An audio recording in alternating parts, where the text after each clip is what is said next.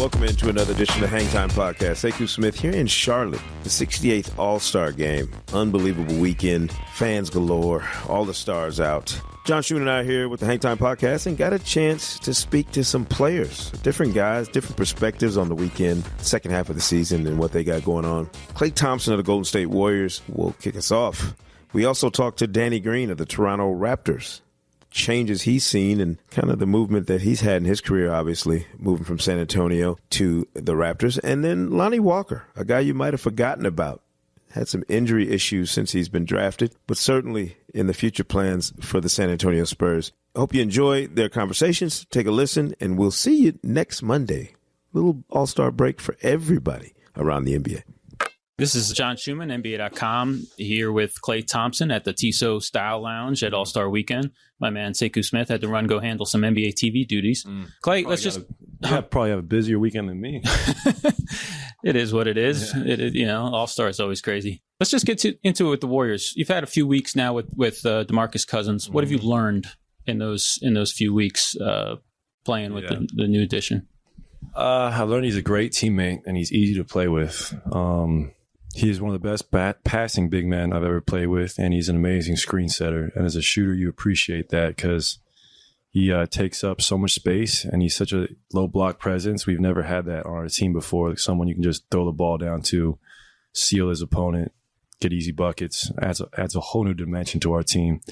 And he's been a very welcome addition. He gave us a whole new spark during the season. I mean, right when we got him back healthy, we've been 18-3 in the last 21 games with him back in the lineup. So 18-2 actually. So he's been incredible. Did you guys need a spark? I mean, you're on year 5 of this run. I imagine, there's a little bit of wear and tear, and there's a little bit of fatigue, both physical and mental. Was the spark needed? Or I think it was needed. I think Dwayne Wade said it best when we played Miami Heat, how championship teams just each year find a new addition to add to, keep them atop the rankings. And he was our addition this year. A few years ago, it was KD who set us to astronomical heights as far as being one of the greatest ever. But DeMarcus now, it's just, I can't believe he's on our team kind of thing. So Steve said it, and we kind of had lulls through the beginning of the season. Not the way he wanted to start with injuries and stuff, but when he got back healthy, he gave us a whole new lift. This might sound like a weird question, but given all the talent you guys have, the collective IQ, basketball IQ, which is huge, and that you've been running the same stuff for 5 years. Does offense come easy for you guys? It does. It's like second nature at this point. And our offense only works if you got 5 guys who are fundamentally sound, handle the ball, pass, shoot, which it's crazy to think everyone in our starting lineup can do that. We can run the offense through them. They can make the right play, and it's so fun to be a part of. It's really beautiful. Hope it's beautiful for the fans to watch when we're clicking. The ball's moving around, zipping around the perimeter. We don't care who gets the shot, whoever's open. But like you said, it's our 5th, 6th year with Steve and 3rd year with Kevin, 1st year with DeMarcus. But these guys are so high Q guys that they'll adjust on the fly, and it's impressive. How about defensively? Where are you guys at this point in this season? It's getting better. We weren't the best to start the season, but we've gone on such a great run these last 21 games where we've had lulls, but at the same time, our defense has been very good. Our ability to switch has really killed opponents. But we realize that the Western Conference is incredibly strong, and the potential matchup with LeBron James in the first round or up-and-coming Kings team. So it's like there's no nights off. You can't overlook anybody in this league. Yeah, like behind you guys, the Western Conference seems wide open. Yeah. In the Eastern Conference, from top 4 or 5 teams, it seems wide open. Mm-hmm. I'm curious, what team do you feel like has been the toughest matchup for you guys so far this year? Just as what is a game that you remember? Beat the Raptors. We went 0-2 against them. They crushed us at home without Kawhi, so that was tough. They're long, they're athletic, they can shoot.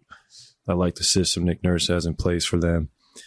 Who else? Houston's very good. They've given us problems this year. We have yet to beat them, but we see them 2 more times, thankfully. And who else? Milwaukee's good. Those are the teams that come to the top of my head. All right, I want to do a quick rapid fire trivia with you. All-Star trivia. Okay. About All-Star players in the All-Star game. Yeah. All right, so the first one is, what Eastern Conference All-Star is scoring the most points in the paint per game since Shaq did it? Oh, Giannis. That was easy. Yeah. All right, number 2, what Western Conference All-Star ranks number 1 in mid-range buckets? Kevin Durant. Correct. Okay. All right.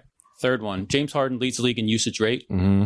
No surprise there. And up for the season. Now, on a game-to-game basis, he also has like the 3 highest usage rates for a single game in which a guy played 15 minutes or more. One other guy has a usage rate of over 50% in a single game this year, having played 15 minutes more. Western Conference All-Star. Russell Westbrook? Klay Thompson. Really? Wow. In the game, you scored 52 in less than 27 minutes. Hit 14 threes. Yeah. So that seems like so long ago. Hopefully we can do that again tomorrow or something. That was fun. Sheesh. Finally, I want to get to why we're here. You're here at the Tissot Style Lounge. Tell me about your style. What kind of watches you like to rock? Well, I like to look good without being too flashy. I'm not the bravest when it comes to my wardrobe, but I do believe in look good, play good, a la primetime Deion Sanders. But I'm very lucky to partner with Tissot. I'm in the point in my career where I can pick and choose what brands I want to work with, and Tissot makes great timepieces. They're official watch the NBA, and it's just I never thought I'd have this opportunity to be this selective of what I want to do. And I love, the intricacies of a watch and a compass or whatever it is. I'm just really observational type of guy, and I'm very lucky to be able to take care of my family and give them stuff. And Tissot is another brand that I'm very lucky to work with, along with Anta and whoever else I'm with. But it's really cool to be with them for, hopefully a long time. Cool. Appreciate it. No Klay problem. Thompson. Sekou Smith, John Schumann here with Danny Green of the Toronto Raptors. It feels strange to me. Last time I sat down with you in Atlanta, you were a Spur. We sat down and did a real nice interview. That was years ago. But it's like now you realize just how different this league can be depending on the changes and what happens. Like, what's it like for you transitioning from being a Spur all those years to now being a Raptor? It was different, man. It was a little weird at first, especially going back to that building and being on the other side. But they've made it easy, man, in Toronto. The fans have been great. The coaching staff, the organization made it very, and a lot of the teams and organizations do things very similar to how the Spurs do because of how successful they've been over the years. So it's been easy. It's been great. It's just a little different, a little weird. Closer to the home now. I'm from New York. I'm on the East Coast, so Northeast, so Toronto's very close. But yeah, it's crazy how so many things changed within a year or two. There was a point with 2 years where guys had been on 8 different, Dwayne Wade was in Chicago and Cleveland and back to Miami, and Gordon Hayward was out, and then, Kyrie's not in Cleveland anymore. So in 2 years, so much stuff has happened. And for me, in the past, 6 to 8 months, for sure, a lot has happened and changed. And, hopefully for the good and getting better. How does the functionality of being in the Western Conference change when you go East? Like, is that difficult just to travel? It's just strange not going to those cities twice a year. And being in the cold pretty much them all year and going back to, my home cities and the cities that are closer to home for me, twice. Right. So you're going from the cold to the cold, from Toronto to New York to Philly to Boston. It's still cold. It means it's not as cold in the warmer cities in, Florida. Mm-hmm. But, going to East Coast cities twice is a little different because you have, you build so many people or family or fan bases when you're in the West Coast. You have so many people in LA, Phoenix. When you go there twice a year, you see them once now, and now you got to rebuild. You found your Tar Heel family in the states on the East Coast now because we didn't come here that often, and we didn't spend much time in these cities. So having my family be able to visit more is great. But I said having to play in cities where I'm not as familiar with is a little bit different. It's just say strange or weird. You guys have had a few games now with Marc Gasol. Yeah. What have you learned in those few games? Nothing I didn't already know. Everybody knows Marc and how great he is as a player. Very high IQ guy, high IQ player. I didn't realize how much him and Power are so similar in their mannerisms and how they carry themselves. So their mannerisms, how they carry themselves and how they speak. It's like the same, but because their games on the court were so different at one point. Marc was more of a bull, but now he's more finesse now and shoots out to three and shoots pull-ups. But he was more of a back you down type of guy, and Powell's more of a finesse guy. But they're very similar, and it's a very high IQ players that love to play with. And I'm excited to see his growth within our system. Do you see him being like a fulcrum for you guys offensively, or having a big role on the offense and changing the offense in the way it I don't think plays? Changing the offense, but I think he should have a big role. He's a guy you could play. Anybody can play through him because of how smart he is and how great of a passing big he is. Obviously, we know he can score, he can shoot. Because he can do so many things, it makes the game easier to play through him. So I would, if we were smart enough, obviously in that second group right now, he's in the second group. to play through him, make the game easy. You find him, he's going to find other people. You get the ball to him, he's going to score, make a play, get fouled, or hit a jumper. He's going to create some offense. And defensively, he's up for defensive play of the year multiple times. I think he won it one time. And so we know that he can protect the paint. He's very smart with his angles and not letting guys get easy looks at the rim and contesting shots and rebounding. That's a big thing that we missed when JV was out for 2 months. We needed a big body to body those bigs and then rebound. How difficult are you guys to deal with now with Mark come playoff time, do you think? And how different is that of a challenge for other teams to prepare for? I hope very difficult. I mean, it's hard to say right now. Yeah. We just can hope that we could our chemistry day to day gets better. We can hope that he stays healthy, everybody stays healthy, and that we as a team can stay on the same page and mature and do the things that we know we have the talent, we know we have the pieces. We just hope that the pieces come together the right way and stay on the same page for the duration of the remainder of the season and then the playoffs even up in another intensity. So if we do that, we know that we're going to be trouble for a lot of teams. But we can't say that right now. We don't know how it's going to turn out. But right now, things are going pretty solid. Fred is hurt. He got some surgery, but we got now Jeremy Lin, right. So which is another great pickup. I played with Jalen in the D League back then when it was the D League. Right. So, he's going to be another addition. So we had to take a couple weeks to get those guys acclimated and learning the plays. Appreciate you joining us, man. We're looking forward to the second half of this season. And the Toronto Raptors looking different. Yeah. Looking real different. Yeah. Looking exciting. Hopefully good. Hopefully better. No doubt. Thanks, Danny. Thank you, man. Appreciate you guys. Yep. You guys are awesome.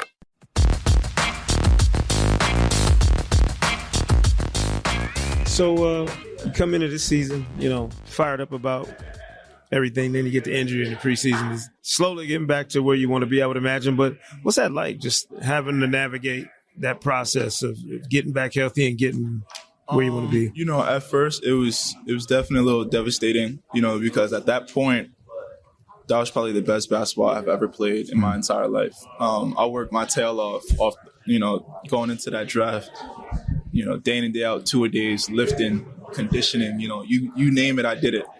So I was just so excited just to be able to play and show my talents because that was the peak of my gifts, So the fact that it happened, it's God-given, that's God's way. It's adversity and it's something that I had to overcome. So, now I'm slowly starting to get my feet together, my rhythm. And I'm more than happy just to be with the Spurs just because of their style of play and their knowledge in the game. You got Coach Pop. My first few days on the court, I had Tim Duncan. I had people like that just by my side, pushing me on and continue to develop on and off the court. I'm more than happy to be with these guys and learn and develop and learn how to just be a professional. Yeah. You mentioned the Spurs and just their history of not rushing their young guys, always being mindful of the process that it's going to take to get to where you want to be. Do you go into this part of it knowing, at least I got that there's a framework for how this is done and how you manage this? Oh, absolutely. You always got to see the bigger picture. Yeah. You can't rush into things. I see myself, if you ever watch a horse race, when a horse race, they don't look at other people's lanes. It stays in its own lane, and however fast it gets to that finish line, that's what they got to appreciate of. So, once you buy into the Spurs system and understand the Spurs process and know that this is just, one step into becoming great, it makes you more hungry and more prepared for, the few days to come or the next week or so, what you got to do. What have you learned since coming into the league about how you need to improve as a player individually? Like what skills are paramount for you to get better at, to be a rotation contributor in this league? As of right now, I'm just focusing on my defense, defense, rebounding, when I'm in the paint, kicking it out. So, I got a few priorities that I got to do as myself for the Spurs. And, during the off season, when it's all said and done, what you got to do. I feel like I'm a great, I can score on all three levels, but I still got to improve my 3-point shot, shooting, layups, and just becoming a dog, man. That's all when I get on that court, I want people to be like, dang, not only is Lonnie guarding me, but I got to guard Lonnie too, So, I'm hungry, and being here, at this All-Star thing and seeing everything, it just adds more fuel to my fire. So, I'm more than excited just for the years to come to show everyone my talents and continue to develop and improve on and off the court. Go back to Tim Duncan. You mentioned what was that like the first time he walked into the gym? I mean, are you Oh yeah, I was going Duncan crazy. admirer? It was a little too much for me just because he was there and Manu Ginobili was also there. And, I was trying to act all cool, like, what's up, Manu? What's up, Tim? So the day that I met Tim, I forgot that he was next to me and one of my friends was next to me. I'm like, yo, that's Tim Duncan. That's Tim Duncan. And he just looked at me like, come on, man. I forgot. I was like, yo, my bad. I didn't mean to do that. But on the court, the first time that I worked out on the court, I actually threw up. Yeah, with Tim Duncan. So he pushed me to the limits. It was my first time on the court, and on the court conditioning, no matter how much treadmilling and biking you do, it's not like being on the court. So my first on the court experience with Tim Duncan, I threw up. Was it a one-on-one thing? Like we had a 3-on-3. Yeah. And I was guarding and he was just making everyone cut and do the little things like, yo, you don't need to be dribbling the ball 20 times, 30 times to get to the paint. Just do this, do that. And along that way I just, got extremely tired just because of how much of a work ethic he instilled in me throughout them few days being with him. How steep is that learning curve for young guys now that you've been in it? Like if you're talking to another kid who's going into the draft process, what are you telling him to be mindful of as he enters that process? Just to consume everything. At the end of the day, this is your job. And if you love your job, and you want to become the best you can be, whenever someone tells you something, whether it's criticism or not, make sure you consume it in a positive way and get better from it. A lot of people, when you accept criticism, you might not want to listen here and there, or it might hurt your feelings. But a lot of these times, you just got to identify that and see the bigger picture in yourself. Because the league is completely different from college. College is completely different from high school. Each stage is not like the last one. So when you enter it, just be mindful and be prepared for what obstacles you may have to overcome. Since you've done both, since you've gone from high school star to college star to the pros, which one is a bigger gulf, do you think, in terms of that distance between the two? Probably college into the league. Mm-hmm. Just because, in college you have great players, but some of those players end up not going to the league. They're just great college players and stuff. When you're in the league, these guys are animals. These guys are nice. These guys are just as athletic as you. Some of them can shoot just as good as you, if not better. A lot of these guys defend better than you, if not just as good. So, you got to show who you are in an abundant amount of different ways. But, if you are who you think you are, after a long, hard day of hard few years of just working out and staying consistent on your game and improving it, hopefully it slowly starts approaching itself and people start knowing that, oh, that's Lonnie Walker, man. That kid got game. No doubt, man. Appreciate it. Good luck to you, man. Looking forward to it. Thanks, Lonnie. Thank you. Take care. Lonnie. Thank you. Take care.